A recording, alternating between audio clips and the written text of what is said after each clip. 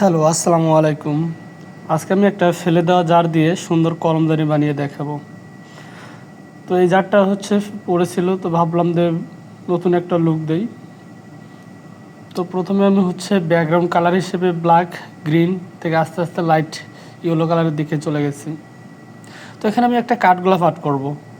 তো শুরুতে আমি কাঠগোলাপের যে বেসটা সেটা তৈরি করে নিছি। এখানে আমি অ্যাক্রিলিক কালার ব্যবহার করেছি। তো পুরো জারটা আগে আমি টিস্যু পেপার দিয়ে মুড়িয়ে নিয়েছিলাম, তার উপরে আমি এই অ্যাক্রিলিক কালার দিয়ে কাঠগোলাপের বেসটা তৈরি করে নিয়েছি। তারপর কাঠগোলাপের মাঝখানে যে ইয়েলো কালারটা থাকে, সেই ইয়েলো কালার জন্য প্রথমে আগে আমি লাইট ইয়েলো কালার নিয়েছি। আর কাঠগোলাপের পাশে হালকা ব্লু কালার দিয়ে দিছি, যাতে একটু হাইলাইট সুন্দর যেন হয়।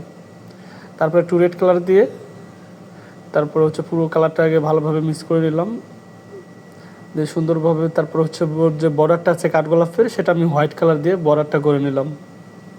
কাঠগোলাপের এই হোয়াইট কালারের বর্ডারটার জন্যই ফুলটার সৌন্দর্য ফুটে ওঠে আরও দ্বিগুণ।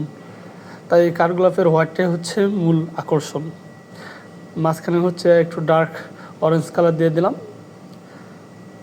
তারপর আপনার ফুলের যে সাইডের যে কলি থাকে, সেই কলিগুলোর জন্য হোয়াইট কালার দিয়ে, যে কোনো ডার্ক কালারের উপরে যদি আপনি আর্ট করতে যান না, আগে হোয়াইট কালার দিয়ে পুরো বেসটাই তৈরি করে নিতে হবে, তাহলে আপনার কালারটা সবগুলো সুন্দর ফুটে ওঠে। তো আমি এখানে কলির যে ডাল দিয়ে দিলাম, আর পাশের পাতাগুলো দিয়ে দিলাম।